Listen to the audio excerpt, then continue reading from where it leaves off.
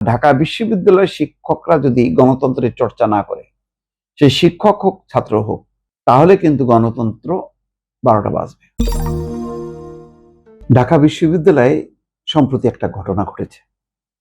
231 জন শিক্ষকের একটা তালিকা তৈরি করা হয়েছে।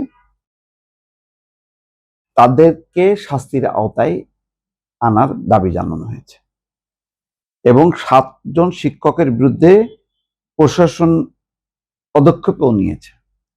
এই ঘটনায় উদ্বেগ প্রকাশ করেছে বিশ্ববিদ্যালয় শিক্ষক নেটওয়ার্ক।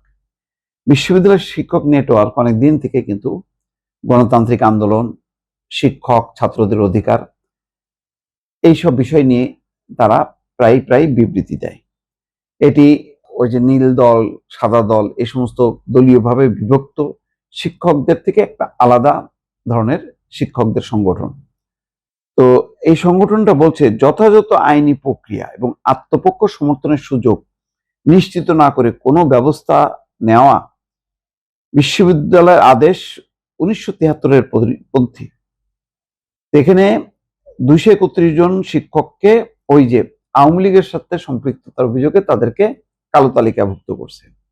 এখন কথা হলো, দুইটা গ্রুপ আছে। একটা হলো যারা স্বাধীনভাবে মত প্রকাশ করে, ধরেন সে আওয়ামী লীগের পক্ষে হোক, বিএনপির পক্ষে হোক, কিন্তু তারা কোনো আদর্শিকভাবে মত প্রকাশ করে, কিন্তু তারা কোনো অপরাধ করে না, তারা অন্যায় করে না, বা অন্যায় অপরাধ সংগঠিত করার জন্য প্ররোচনা করে না। এখন মতাদর্শগতভাবে এখানে আওয়ামী লীগ, বিএনপি, জামাত নানাভাবে বিভক্ত। তাদের মধ্যে বোঝা উচিত যে কারা ক্যাডার টাইপের আচরণ করছে, ক্যাডার মতো, অর্থাৎ মানে দলীয় লেজুর ভিত্তি হয়ে যারা সরাসরি নানা অপরাধ করেছে তারা একটা গ্রুপ।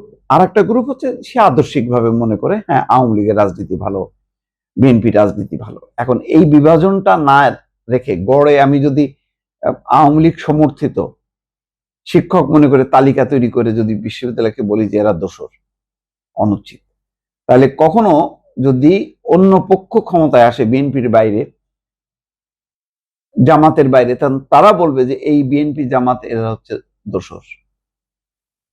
এইটা গণতন্ত্রকে সংকুচিত করবে। আর ঢাকা বিশ্ববিদ্যালয়ের শিক্ষকরা যদি গণতন্ত্রের চর্চা না করে, সে শিক্ষক হোক ছাত্র হোক, তাহলে কিন্তু গণতন্ত্র 12টা বাজবে। এবং এইভাবে ঢালাও ভাবে মানে এই লিপিবদ্ধ করা, তারা অপরাধ করেছে কিনা, সেই রেকর্ড কোথা থেকে নিল, কিভাবে নিল, নাকি শুধু প্যানেল ধরে ওই নীল দল, যেহেতু আওয়ামী লীগ সুতরাং নীল দলের সব হচ্ছে দোষর এবং এদেরকে বিশ্ববিদ্যালয় থেকে উৎখাত করা হবে।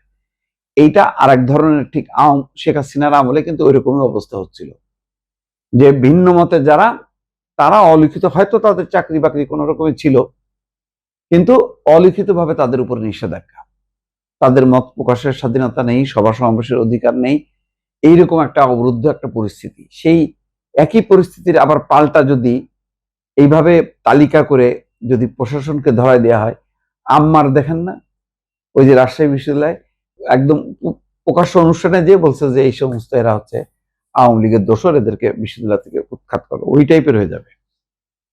আম্মারের মতাদর্শ, ভাবাদর্শের মতন করেই যদি ঢাকা বিশ্ববিদ্যালয়ে এই কার্যক্রমগুলি চলে, এটা দুঃখজনক হবে। এখানে নানা মতের, নানা পথের লোক থাকতে হবে। আওয়ামী লীগ হ্যাঁ ফ্যাসিস্টদের কে সমর্থন করে, এরকম মতাদর্শিক লোকও থাকে।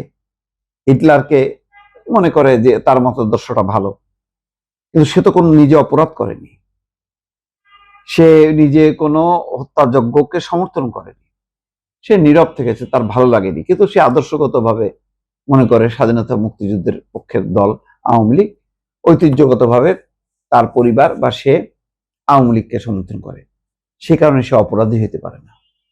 কারা কারা ক্যাডার টাইপের আচরণ করেছে ঢাকা বিশ্ববিদ্যালয় সহ সারা বাংলাদেশের শিক্ষক হোক ছাত্র হোক, এটা সবাই চেনে, তাদের উপরে ইনভেস্টিগেশন করা দরকার। কিন্তু যে মানে খায় দায় পড়াশোনা করে এবং কিন্তু রাজনীতির দর্শনগতভাবে, আদর্শগতভাবে তার যদি চিন্তা থাকে সে আওয়ামী লীগ মানা বা বিএনপি মানা, তাকে অপরাধী করা আর একটা অপরাধের জন্ম নেবে। অতএব সাধু সাবধান।